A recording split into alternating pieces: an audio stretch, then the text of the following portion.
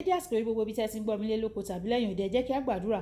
Bàbá ayérayé, a dúpẹ́ fún àánú ńlá tí a rí gbà láti tún rí ọjọ́ ẹtì mìíràn nínú oṣù karùn-ún, oṣù oore ọ̀fẹ́. Gbogbo ìyìn àti ọlá ni fún orúkọ yín. Ọ̀rọ̀ náà tí a ò gbọ́ lè ní kó ṣe ayé àti ọkàn wa ní rere o. Kó má ṣe lòdì sí wa ní ọjọ́ ìdájọ́, nítorí tí a gbàdúrà ní orúkọ Jésù Kristi Olúwa wa. Àmín. Àmín ní orúkọ Jésù. Ìwé ọ̀run ṣíṣí tí a tẹ ọwọ́ olùṣọ́ àgùntàn yín náà kọ Adéjàre Adébóyè kọ. Ení ọjọ́ ẹtì ọjọ́ 24 oṣù karùn-ún. Àkòrí tí a ò gbé yẹ̀wò: agbára láti ṣe rere. Agbára láti ṣe rere. Àwọn àkọ́sórí wa nínú ìwé Dìtàlórómì orí ìkẹjọ ẹsẹ̀ ìkejìdínlógún. Orí ìkẹjọ ẹsẹ̀ ìkejìdínlógún. Ṣùgbọ́n kí ìwọ kí ó rántí Olúwa Ọlọ́run rẹ, nítorí pé ó ní ó fún ọ ní agbára láti ní ọrọ̀, kí òun kí ó lè fi ìdí májẹ̀mú rẹ̀ tí ó búra fún àwọn bàbá rẹ̀ kalẹ̀, bí ó ti rí lónìí yìí. Nígbà tí a mú Bíbélì kíkà wa bákan náà nínú ìwé Dìtàlórómì orí ìkẹjọ ẹsẹ̀ ìkẹfà títí dé ẹsẹ̀ ìkejìdínlógún. Kí ìwọ kí ó pa òfin Olúwa Ọlọ́run rẹ mọ́, láti máa rìn ní ọ̀nà rẹ̀ àti láti máa bẹ̀rù rẹ̀, nítorí Olúwa Ọlọ́run rẹ ni ó mú ọ wá sínú ilẹ̀ rere, ilẹ̀ odò omi, tí orísun àti ti abẹ́ ilẹ̀ tí ń ru sókè láti àfonífojì àti òkè jáde wá, ilẹ̀ àlìkámà àti ọkà bálì àti àjàrà àti igi ọ̀pọ̀tọ́ àti igi pomegranate, ilẹ̀ òróró ólífì àti oyin, ilẹ̀ nínú èyí tí ìwọ yóò fi ṣe jẹ oúnjẹ. Ìwọ yóò fẹ́ ohun kan kù nínú rẹ̀, ilẹ̀ tí òkúta rẹ̀ í ṣe irin, àti láti inú òkè èyí tí ìwọ yóò máa wá idẹ. Nígbà tí ìwọ bá sì jẹ tán, tí o sì yó, nígbà náà ni ìwọ yóò fi ìbùkún fún Olúwa Ọlọ́run rẹ, nítorí ilẹ̀ rere náà tí ó ti fi fún ọ. Máa kíyèsára rẹ, kí ìwọ kí o má ṣe gbàgbé Olúwa Ọlọ́run rẹ ní apá òfin rẹ̀ àti ìdájọ́ rẹ̀ àti ìlànà rẹ̀ mọ́ o. Máa pa òfin rẹ̀ àti ìdájọ́ rẹ̀ àti ìlànà rẹ̀, máa pa á mọ́ o, èyí tí ó ti fi lélẹ̀ ní àṣẹ fún ọ lónìí, kí ìwọ kí o má bàa jẹ yó tán, kí o kọ́ ilé tó dára tán, kí o sì máa gbé inú rẹ̀, àti kí ọ̀wọ́ ẹran rẹ àti agbo ẹran rẹ kí ó má bàa pọ̀ sí tán, kí fàdákà rẹ àti wúrà rẹ kí ó pọ̀ sí, àti kí ohun gbogbo tí ìwọ ní pọ̀ sí. Nígbà náà ni kí ọkàn rẹ wá gbé sókè, ìwọ á sì gbàgbé Olúwa Ọlọ́run rẹ, tí ó mú ọ láti ilẹ̀ Íjíbítì wá kúrò ní oko ẹrú.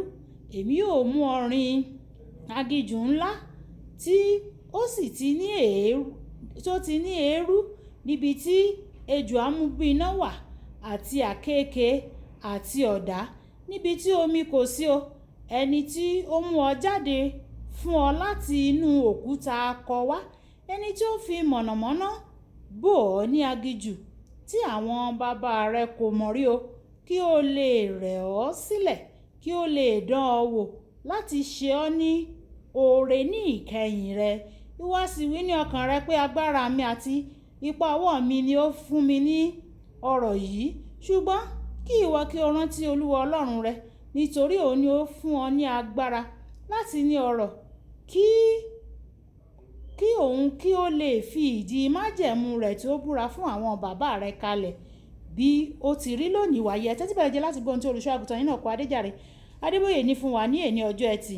Nínú ẹsẹ̀ àkọ́sórí wa tòní, Olúwa fi ara rẹ̀ hàn gẹ́gẹ́ bí orísun agbára láti ṣe rere. Ìbùkún Olúwa ní mú ní là láì fi làálàá kùn. Ìwé òwe orí ìkẹwàá ẹsẹ̀ ìkejìléníogún. Àwọn tó fẹ́ láti ṣe rere láì ní làálàá nínú yóò fiyèsí àwọn ọ̀nà àti ṣe rere tí ó ti là kalẹ̀ nínú ọ̀rọ̀ rẹ̀.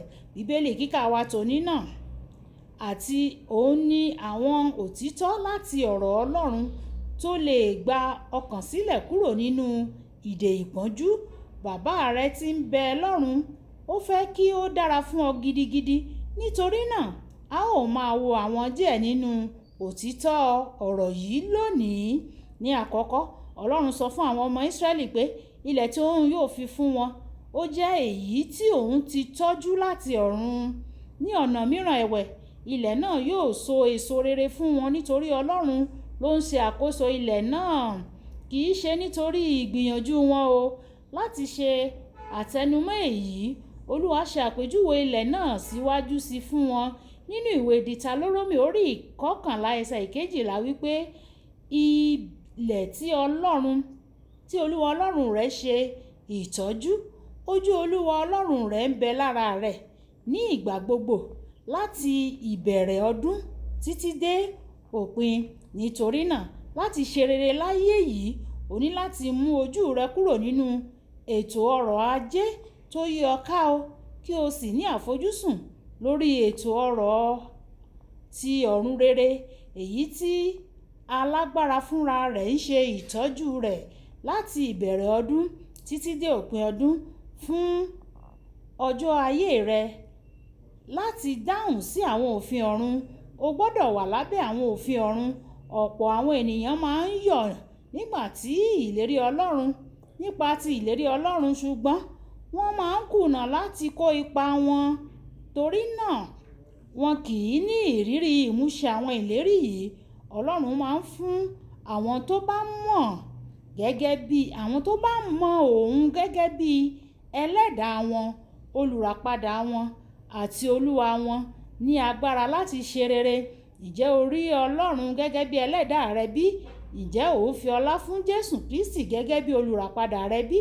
Àbí ò ń fi ọwọ́ yẹpẹrẹ mú ikú rẹ̀ nípa pípadà sínú ẹ̀ṣẹ̀ rẹ, bó tilẹ̀ jẹ́ pé ó ti gbà ọ́ là ní ìgbà kan rí? Fún Ọlọ́run láti mú ọ ṣe rere, o gbọ́dọ̀ fi ọlá fún gẹ́gẹ́ bí Ọlọ́run rẹ ní tòótọ́. Lónìí, ó ń bi ọ́ léèrè nǹkan náà bí ó ti bi àwọn ọmọ Ísírẹ́lì nínú ìwé Málákì orí 1 ẹsẹ̀ 6.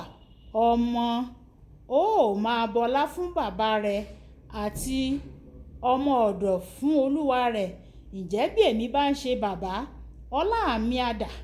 Bí èmi bá ṣe olúwa, èrè mi á dà?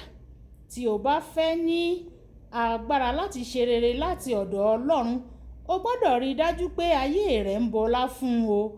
O tún gbọ́dọ̀ rí dájú pé o bẹ̀rù rẹ̀, kí o sì fẹ́ràn rẹ̀ pẹ̀lú gbogbo ọkàn rẹ àti àyà rẹ àti inú rẹ. Gẹ́gẹ́ bí a ti kọ nínú ìwé Mátíù orí 22 ẹsẹ̀ 37.